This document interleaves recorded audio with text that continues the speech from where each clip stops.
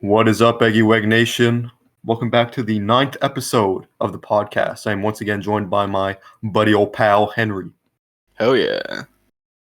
The movie we're going to be discussing today, this was my pick.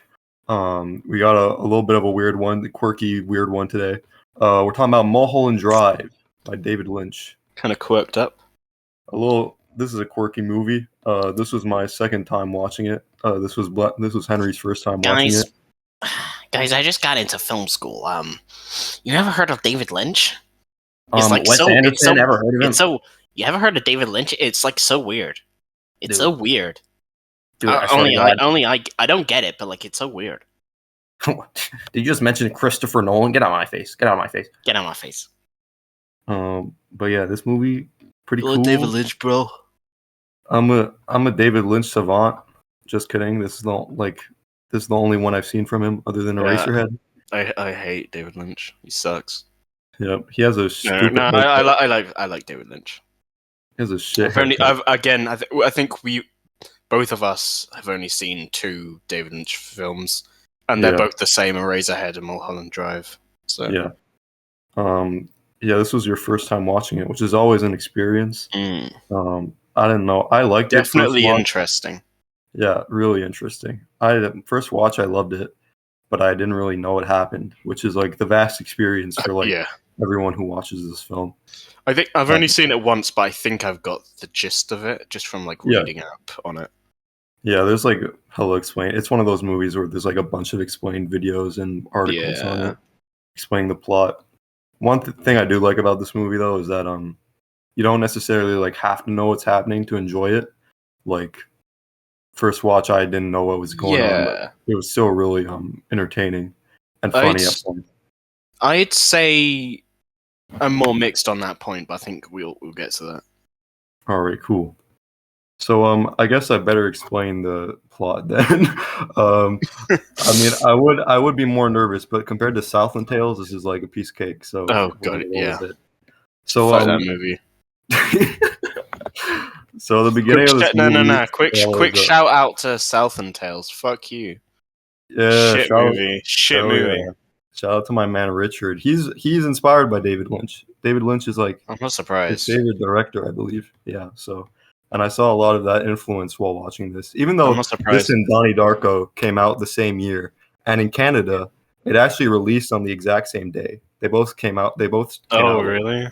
October 26th in Canada. Yeah. Kind of crazy. Damn, you know what? This fun fact. Before we get into the plot, I just want to mention that it just popped into my mind. Yeah. Do you know what David Lynch's favorite Kubrick movie is? Oh my fucking god! You mentioned this. It's fucking Lolita. Yeah. Fucking Lolita.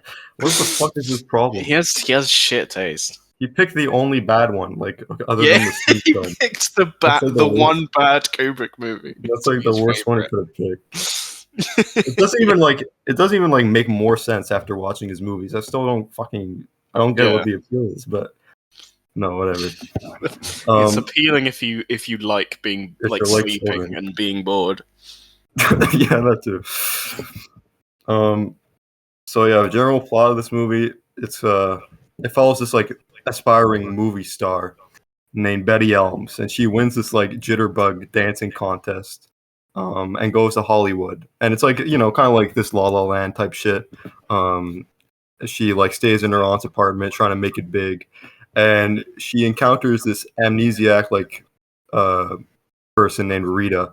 She's just in her apartment squatting there, and the whole thing is that they're trying to figure out who Rita is and what her memories are, because she got involved in a car crash and she doesn't remember anything.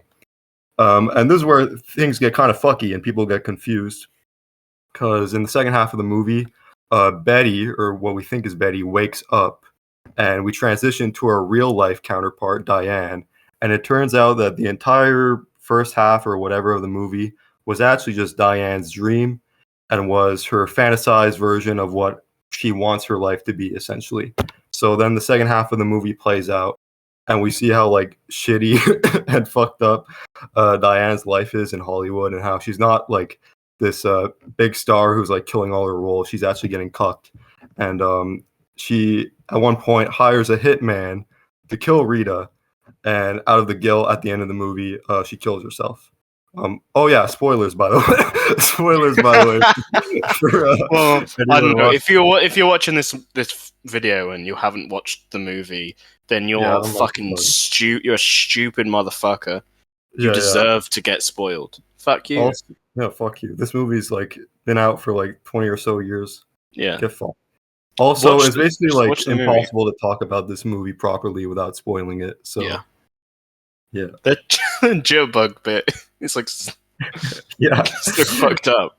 Yeah, I know. The fucking the start of the movie off like that is crazy. Yeah, that was crazy. There's just a lot of weird like shit that's just like so weird that it just makes me laugh about the movie. Like that bit, and there's a bit where the director walks in on his wife sleeping with like the pool boy. Yeah. So he just grabs her jewelry and then just empties like an entire can of paint into it.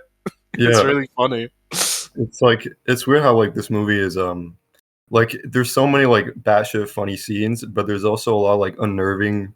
There's like this unnerving like creepiness, like uncanniness to it almost. Like the fucking everyone brings this scene up, but like it is amazing. The fucking diner scene at Winky's. Oh my god! It's basically like that's my favorite scene, I'd say. Yeah, it might be mine too. It's basically almost like a self-contained, like it could be a self-contained like short film. Like it's fucking crazy. It's like it's fantastically made. Yeah, that whole thing about like your someone's nightmare like folding out in front of them. It's fucking insane. The pacing's perfect, and I love the really weird, like the uncanny delivery.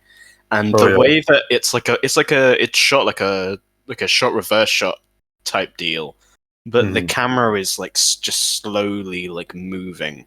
Yeah, I love instead of being static, it's just slowly moving. It's really cool. David Lynch literally like leads you to the jump scare, and it's still like scary. And obviously, like the jump scare isn't the scary thing about that scene. It's more like the concept and the way it's delivered. I love the dialogue in that scene, especially like the one part where like he just says, "The old man, he's the one doing it." Like he doesn't explain like what it is, so you just have to like fill in the blanks. It's so weird. But yeah, there's a lot of like cool scenes in Mulholland Drive, and once you like understand what the concept of the movie is, a lot of it like makes more sense. Like most of it isn't literal nonsense, although there's some things that like you could debate that. But a lot of it makes more sense, like given the context of what happens later in the movie and Diane's life. Like the fact that Adam, the director, keeps getting cucked in her dream and just gets fucked over and over and over. Yeah, like, when in reality he's the one who's marrying what's she called, Rita? Yeah. I don't know any of the names. So yeah, in the dream she's Rita, and in real life her name's Camilla. Oh yeah. So Diane's just like fucking resentful of this guy. Oh yeah, and, Betty, Diane, Rita, Camilla. Yeah. Okay, cool. Yeah, each character has like not every single character, but most of them have like doppelgangers inside the dream, and some of them with different names. So, but yeah, one thing I really like about this movie, like we kind of touched on earlier, the dialogue. It really does feel like, coupled with the cinematography, it really does feel like you're inside someone's dream. Like you actually get that vibe from it. Just because the characters like they're not exactly talking like normal people, right?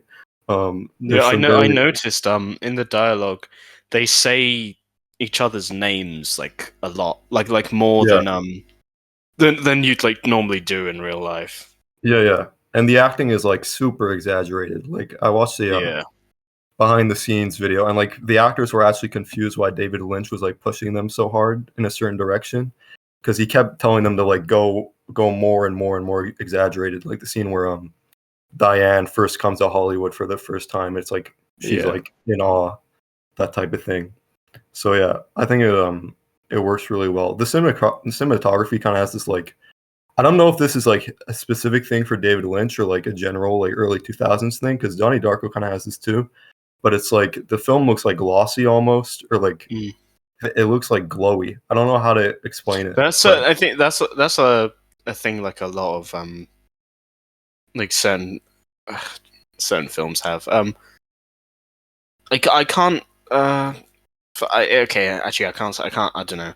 Yeah, I haven't looked this up. I know with Donnie Darko, they specifically used a lower quality, Yeah. like film to like shoot on. Yeah.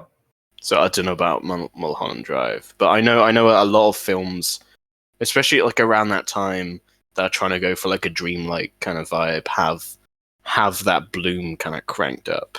Yeah. I don't know if it was intentional or not, but for this movie, I feel like it really helps the general vibe of it. It adds a lot of character to the movie. And there's some like really pretty looking shots, especially in like the later half of the movie. I also like it's like I guess we should like talk about the dream concept a bit, because like there's a reason why in this movie it works compared to other movies where it was all a dream. That sort of twist comes off as, I mean, like, to be fair, it doesn't spell it out to you. That's like a you know. So yeah, part of what makes this movie work compared to like some other like dream logic movies. I mean, I haven't seen that many, but most people don't like that it was all a dream twist for a reason. Most people tend to avoid it. But in this movie, I think it works because like it directly ties into the themes of the film. Like it makes perfect sense. Like this whole idea of like Hollywood selling people like a dream, not literally, but like selling this dream that, oh yeah, if you come to Hollywood, you can make it, right? There's a high probability that you'll make it, and a lot of actresses fall for it. But unfortunately, that isn't the case. Like a lot of the time, a lot of people do end up like the fucking bum behind Winkies. It's not like it's a very high risk sort of thing. And I like how in Mulholland Drive it explores that a bit. And another thing that makes the concept work more is that like it's clearly planned out, right? Like it's not an ass pull. Like there's so much foreshadowing within the dream and so many things that only make sense given what happens later in the movie, that I was like, okay, this wasn't just like something where David Lynch like shrugged his shoulders and he was just like, oh, I don't know, we'll say it's all a dream and call it a day. Like, no. It was like it's clearly planned. Yeah. So I do enjoy that. And also just the fact that it's executed like so well and like so convincingly in general, that makes me like appreciate it a lot more. So yeah, this movie is basically like something that was like built for rewatches almost. Because like we've mentioned a bunch of times, like you can't get everything when you watch it for the first time. Yeah, makes it interesting considering I've only seen it once. Yeah, and you've seen it a second time, and you said it felt like very different. Yeah, it definitely did. It felt like, honestly, I think this is like one of the most perfect like films I've seen. Like if I made my very own version sight and sound like list, this would definitely be on there. I think it's like shit, really? Yeah, like I don't have a single issue with it. I think it's like amazing. But it is it's like number like 7 or 8 in the sight and sound. Yeah, they rank it really top high. 2. It's very. I'm thinking 8 right now. Yeah, and like the last poll, like the one before the recent one, they had it at like number 2. It was like really high. It's fallen down a bit now. Yeah, they didn't have it at number 2. Not the new sight and sound poll, but the one before that. I'm pretty sure. No. What was it then? Well, in the last one, it was like Vertigo is number 1 and Citizen Kane was number 2. I know that, and then Tokyo Story. I think I might be thinking about another list then. Hold on. You're probably thinking of something else. Yeah, because I know the 2012 Sight and Sound. I don't think Mulholland Drive's in the top 5. Yeah, you might be right. I don't know, actually. I might be thinking about a different list. Yeah. I'm pretty sure it was You're definitely thinking of a different list. I'm looking now. Vertigo, Citizen Kane, Tokyo Story, Sunrise, Space Odyssey, Searchers, Man with the Movie. Yeah. Doesn't look like it. I'm tripping then. My bad, guys. Oh, yeah. So I guess I just want to talk about the music in this movie briefly. I really like. Oh yeah, I remember really loving. Yeah, That was one of the parts I remember. Like when I first started watching it, I distinctly remember it. Like the film really like sucked me in, and I think like the music was like a big part of that. Yeah, the music adds a lot to the atmosphere. It's really like haunting and eerie sounding, I guess. Mm. A lot of synths. And also just like other music choices in general that like not like part of the soundtrack, but just like licensed music. Like the part where like Adam is like filming his movie and they get like Camilla, not Camilla from real life, but like the Camilla that's hired to replace Betty in the Dream film. She sings "Every Little Star," I think, or something like that. I forget the name of the song, but it's really like fucking awesome. Especially since like the whole song, like if you listen to the lyrics, it's about like love or unrequited love, and like that makes perfect sense. Like since that's pretty cool. Yeah, because Betty is simping over Rita. So yeah. Damn. But yeah, just shit like that is awesome. I think like beyond just being like a cool concept for a movie, this movie is like a pretty good character study, I guess. Because like you get to know like a lot about Diane and who she is as a person and like her psyche. Especially when it comes to like the stuff with the hitmen and like her guilty conscience.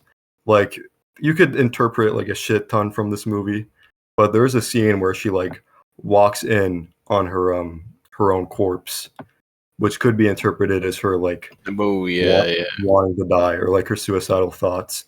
And a lot of people think the bum actually represents her guilty conscience or like her fear of not making it in the industry and actually just like literally becoming like homeless. There's like it's like one of those movies where you can like take scenes in like so many different directions and how you want to interpret it.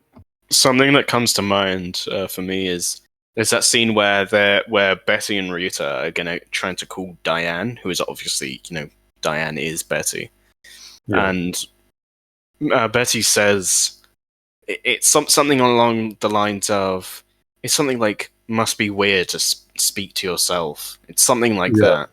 Yeah. Obviously, in relation to Rita talking to who they think is her, but it's kind of cool that, like in hindsight, that she's talking about phoning us. Like Betty is talking about phoning herself. Yeah, that part was awesome. I like that too. There's like a bunch of moments like that where the whole like one more like on the nose one. It was fucking Diane just saying like, "I feel like I'm in a dream place." Like 20 minutes in the movie. Well, yeah. Good down. So Mass, other than being fucking awesome, what is your take on the cowboy? Other than that, he's awesome, logic. And I'd have a beer with him. Dream logic. That's it. We're done. We can wrap it up. Dream logic. Okay. No, actually, like that's something I've been thinking about too. Because the only other appearance he makes is at the fucking party, and he just kind of like walks out the venue, and like that's it. There's no other appearance of the cowboy really in like Diane's real life. So yeah, I don't know. I'm still thinking about that. I just like interpreted it as more of like a funny thing. I just like cowboys, man. I mean, the director seeing the cowboy, that was Diane's dream. Yeah. So she's seeing the cowboy at the same time, and then after that, she sees the cowboy another 2 times, which means, according to him, she fucked up.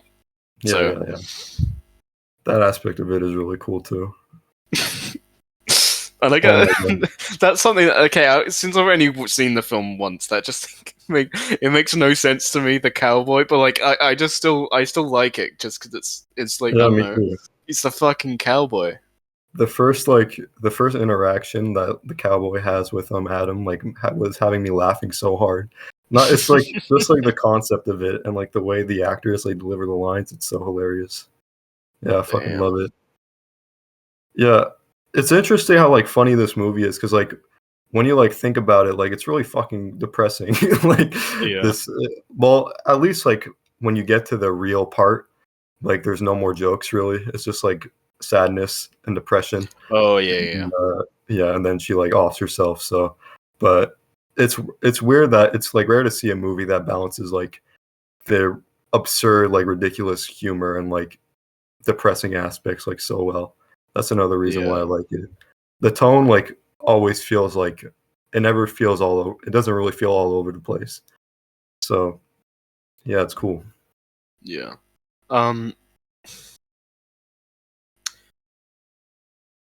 So yeah, okay. I said before that my favorite scene is the scene at Winky's, but yeah, second favorite scene, I imagine this is probably one of yours as well, is I forgot what it's called, but when they're at that like show where like everything is pre-recorded.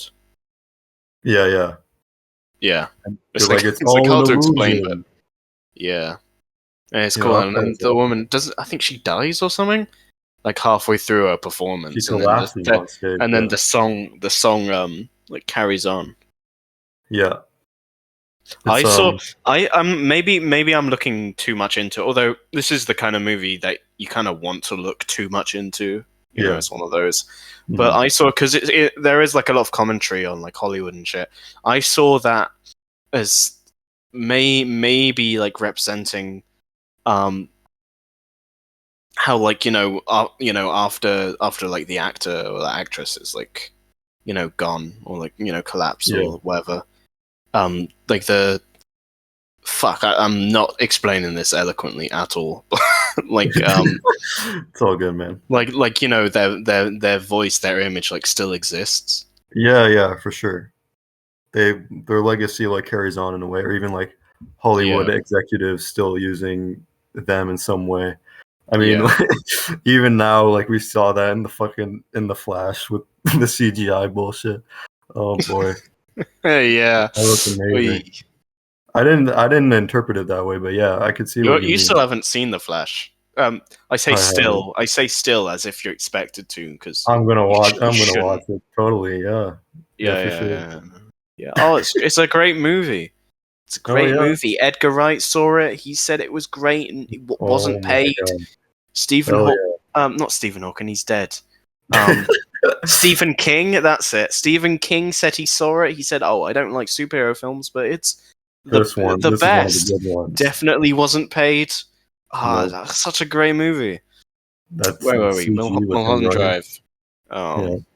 We actually talked about it. It's a bit Flash-esque if you think about it.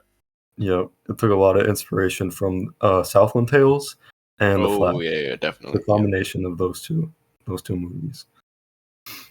Southland-esque, if you will. Damn. Yeah. Another thing I like about this movie is how like certain like images are like reoccurring or like are kind of given meaning. Sort of like how in dreams that happens sometimes. Sometimes dreams are just nonsense, but sometimes people can't interpret what certain images in their dreams mean. For example, like the blue black box, like that she just keeps like popping up, and how it's sort of like stuff like the box and like the blue key definitely help keep good, because when like throughout a lot, the movie doesn't take place over a very long period of time, and there's a lot of like kind of like going places, trying to figure out stuff. So like I like how there are just certain images that are there to stick with you, so that to keep you invested in the story as it goes on, because obviously they kind of go through the story and they don't really figure out much until it gets to that last third where it just completely flips on its head. Yeah. And it's always cool just to have like iconic imagery in your film. I know it's weird kind of calling this movie iconic because it's really not that old. It's not like a Seven Samurai situation. I mean, I'd say if a film's like 20 years old, at this point, I'd say it could be like called iconic. Yeah, iconic. I mean, it's pretty irrefutably like a classic at this point. Like a lot of people think it's David Lynch's like best movie. So it's literally it's in the top 10 of like the most reputable like best films Yeah. list. So Yeah, so just having like certain imagery and like images associated with the movie, it's just like, yeah, it's just cool. mm. There is like this other cool thing I like with how like they obviously they don't explain it in the movie because of course not. But Rita just like cuts her hair off and like wears Diane wears Diane like a wig that looks like Diane's hair. Yeah. I actually like that. I also kind of interpreted that as like sort of like another part of like Diane's like narcissistic like fantasy almost, or like, Yeah. or it could be seen as like her being worried that Rita is like replacing her, like by her literally becoming Diane. Yeah, Yeah, maybe. there's just like a bunch of directions you can take a lot of the things in this movie. Um, this movie, I'm kind of like surprised by how much I enjoy it on rewatch, because like really like when it comes to like my favorite movies, there's usually like a shit ton to them thematically, and I'm not saying like this movie doesn't have any themes or anything, because it definitely does, but it's mostly just about like the vibe and atmosphere and what it manages to accomplish given the concept. I just find it like so interesting and so perfectly pulled off. Yeah, it's just like, along with like the obviously all the cool atmosphere and shit, you also just get like this really cool commentary about um the Hollywood dream, I guess. And on top of just being like a really like funny, entertaining experience where it just feels like you're getting like iconic scene after iconic scene. Yeah. Yeah, I don't know. I just loved it.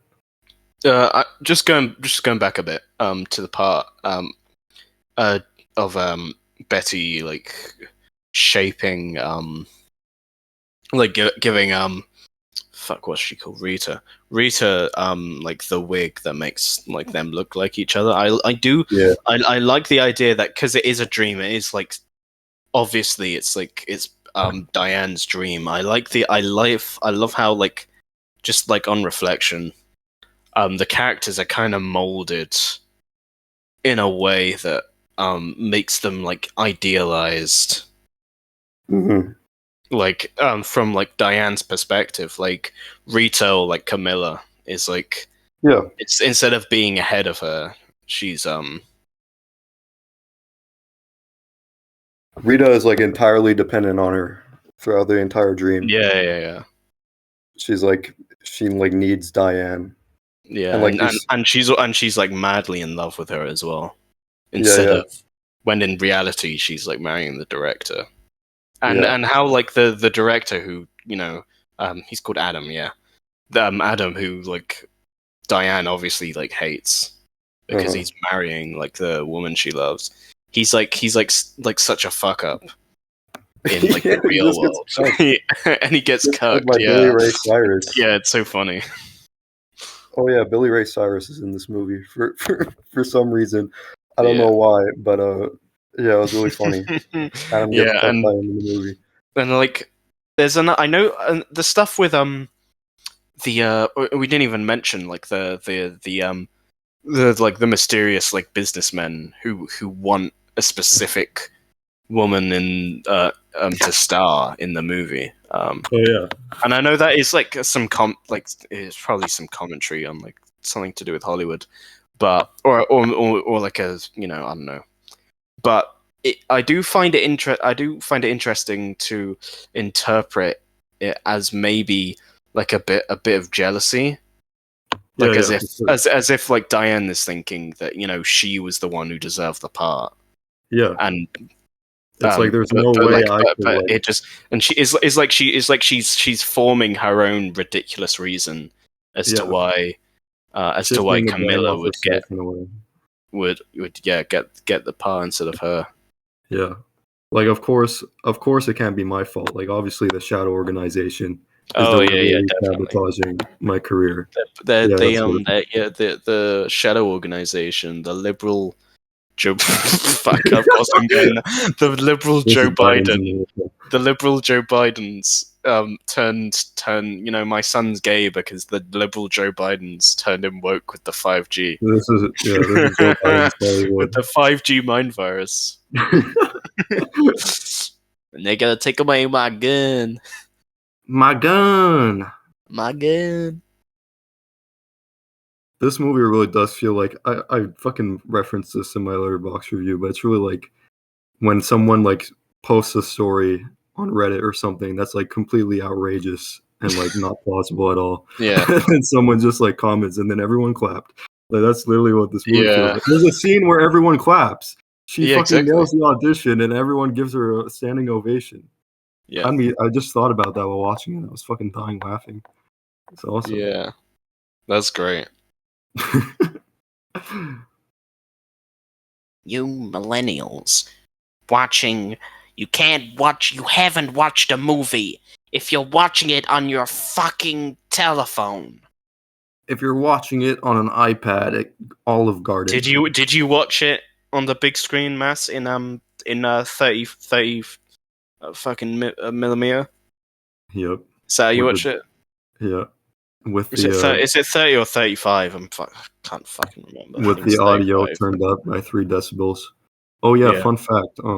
David Lynch, when he like another thing about this movie, and this is like some people have this criticism for Mulholland Drive. Mulholland Drive was originally supposed to be like a TV series, and it's like the like part of there's like a part of the movie I think you can find online that was originally supposed to be the pilot. Okay. So, and there's a lot of content in Mulholland Drive, right? So you can kind of see how Lynch may have originally planned this to be like a whole entire like TV series. Yeah, and I can see it. Yeah, and that was like a problem I had with the movie when I first watched it. I felt like as though there was a lot of things and that the ending sort of felt like tacked on almost. Yeah, well, I felt as a first time viewer, it did feel a little unsatisfying. I felt like I was like I was really loving the movie more and more as it went on. Then in that last third, while I didn't like dislike what I was watching, just because it didn't make sense to me and the ending kind of felt unsatisfying, it just felt like I wasn't getting much out of it, and I was kind of just passively watching that last bit of the movie. I imagine I'll get more out of it on a rewatch, but yeah, that's the same exact thing happened to me when I first watched it. I really couldn't tell you like what changed or what made me like what fully clicked with me this time. I guess it's just because like knowing what the movie's going for going in, like everything feels like way more elaborate and planned out, so that the payoff just feels like actually satisfying as opposed to like what the fuck is happening, what's going on. It's like on a first time viewing, it just like the ending did not, even though I loved the movie, it didn't really make me feel satisfied. Whereas like with something like I'm Thinking of Ending Things, by the end of that movie, I had no idea what was going on. But like there was something about how the movie was made, and like the dialogue and stuff that just made me feel very emotional. Yeah, for sure. Even though I had no idea what was going on. I do think that's something that, like, for now at least, maybe I'll change my mind when I've seen it again. But for now, I feel like that's something that my first viewing at least kind of lacked. Yeah, for sure. That's how I felt. And like I've read like a bunch of reviews of people who've watched the movie multiple times and still think like that it should have been a TV series. And like I don't blame them, you know. Like there is like a lot there, and it could have been a banger series. I disagree. I think it was. Yeah, I disagree. I think it like it had a lot, but it wasn't. It didn't feel like all crammed in to me. The movie's quite long, and it feels like it has enough breathing room for everything it wants to say. So yeah, I agree. Also, yeah, needless to say, all the actors did like an amazing job in this Oh film. yeah, hell yeah. I know this must have been like a really odd script to work with. Yeah. I don't know if like David Lynch like clued them in on the concept of the movie. I mean, he must have, right? But like from what I've seen, like I mentioned earlier, the actors were like confused on why David Lynch kept pushing them further and further. So maybe they didn't know, but yeah, props to them. Everyone does a good job, especially Naomi Watts. I haven't seen her in, Oh in yeah. anything else. I believe She's great. So I think you have actually. She's in. I can't even remember what character she plays. She's in Birdman, apparently. really. Oh, she Oh, plays fuck. Leslie Truman. I think that's the critic. Maybe. I God, can't remember. I can't remember, but she's in Birdman. She's also this isn't she's great in this. It's not my favorite Naomi Watts performance. She's also in the American version of Funny Games. She's Oh, like shit. she's like fantastic in that movie. Yeah, I haven't seen that one. Yeah. Yeah, like yeah, both Funny Games are like the same basically. So just like I don't know, pick your poison. They're like they're literally like both basically the same. Most I gave movie. them both the same score, but like watching the American version kind of felt a bit like a waste of time. But like I don't know, I wanted to get it done. One isn't woke. Oh yeah, one isn't cringe. One's in a language we can actually understand. Subtitles? What? No, thank you. No thanks, buddy. I can't read. Sorry. Yeah, I guess what like just really impresses me about Naomi Watts's performance in this is just like the emotional like variety. Like just because like at one moment she's doing this really exaggerated, like silly, absurd performance, and then just transitioning into the grounded, like depressing, just giving you like total whiplash. That part's really cool. Yeah. Oh yeah, also lesbian sex. There's a Hell bunch yeah. of sex in this movie. Just I like saying. I like how on Letterboxd we both liked this one review where someone gave it a half star and said utter shit. Yeah. Like hell yeah, that's an awesome. Hey. I there should be more reviews like that on Letterboxd. Just you know, just their raw, honest feelings. Utter shit. On Letterboxd, which is what this movie is. Sucks. On Makes no Letterboxd, it sense. says you like fucking pretentious. Yep. Shit. Yeah, shit. On Letterboxd, it says you like that review like 3 months before you watch the movie. Is that true? Yeah, no. Yeah, I can't remember how I found it. I think did you like it before me? No, I didn't. Oh, I must have. I think what I think now, I must have like been on the Mulholland Drive page, and it must have been one of the recent reviews. Oh right. And so I must have like thought this is funny and liked it. Utter shit. Yeah, it's just utter shit. That must have been what it was. Like there are some like reviews of movies I haven't even watched that I've liked just because I've just been browsing the movies page and like in the most recent like reviews there's like a review I find funny. It never happens with like serious ones, but just like the funny ones. Yeah, it's just like utter shit. After watching that review, like it's way funnier. yeah, exactly. I forgot I liked that. So after I watched the movie, I went on to Letterboxd. I saw that review, utter shit, and I thought that was so funny.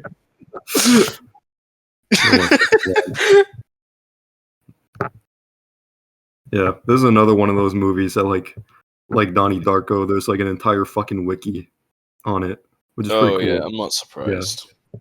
It like explains a bunch of stuff. I looked through it a bit. It's cool. Southland Tales wiki. No, I want one of those. Someone needs to do that. Is there not? No, there's not. I assume there was. I assume there was. Nobody gives a fuck about Southland Tales. Southland Tales wiki. Yeah, there is. There's a Southland Tales fandom. Oh my. Okay, it's got like barely any content though. It sucks. It's like had barely anything added to it. I wish there was a wiki. That really would have fucking helped when we were doing the fucking episode. Jesus Christ. That's hilarious. I'm on the Southland Tales wiki right now. All it is, it's just welcome to the Southland Tales wiki. Note, most of this wiki contains massive spoilers, and then there's just like a 2-paragraph. Then it's a 2-paragraph plot synopsis.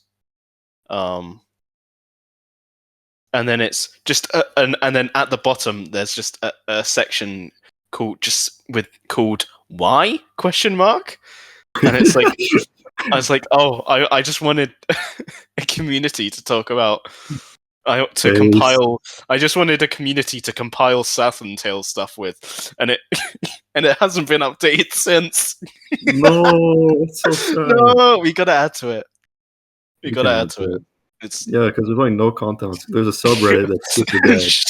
Although knowing me, I'm gonna add because no one uses this wiki. I'm gonna add stuff where it's like there'll be a random one-off line. There'll be a one-off line which is like, "This is a shit movie" or something. And then upload the photo. It's like that. There's that you show me. There's that post in r/Southland Tales. Is it?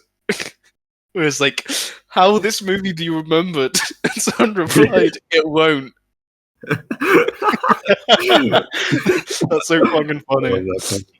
Yeah, I wish Reddit was more active. I've been seeing more Southland memes recently, though. I'm glad. I've like checked the subreddit. It's a fucking meme gold mine. Oh my, yeah, no, I agree. But like, r/Southland Tales is like serious though. Yeah, that's like an actual community. It's like a serious. It's like serious, so it's not funny to me because like it's people who actually like the movie. Fuck that movie. fuck anyone who likes it as well. Yeah, certainly not me. I don't like that garbage. Yeah, shit movie.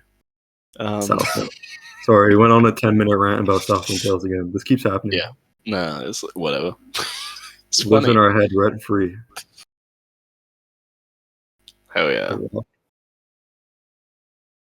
Unironically, though, it's my favorite worst movie.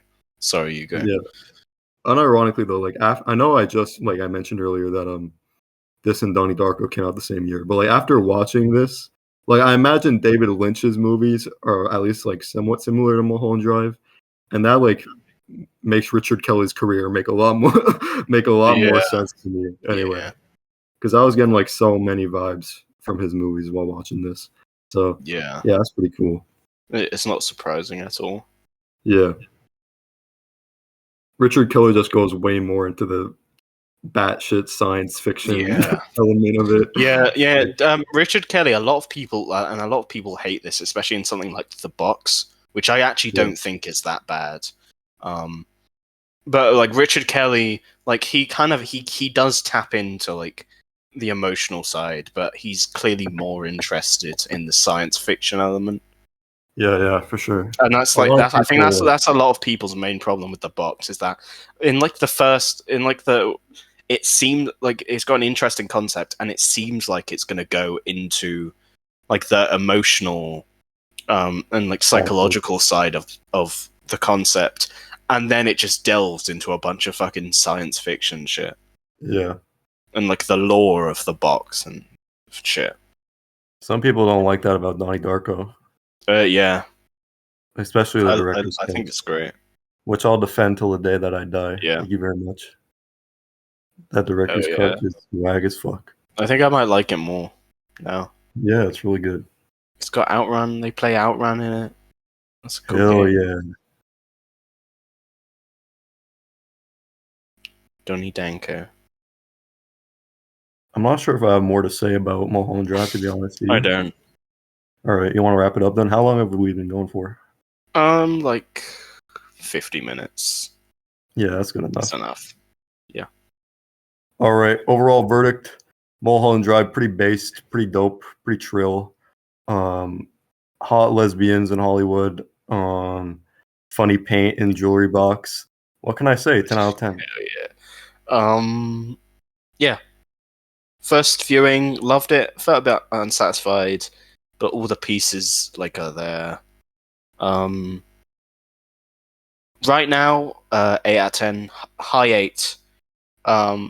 On rewatch, potentially like a 9 at the least. Looking forward to watching it again in like 5 years. Gonna be awesome. Hell yeah. All right, gang. Eggy Wegg Nation. We're rolling out. Wah, wah. Wah, wah.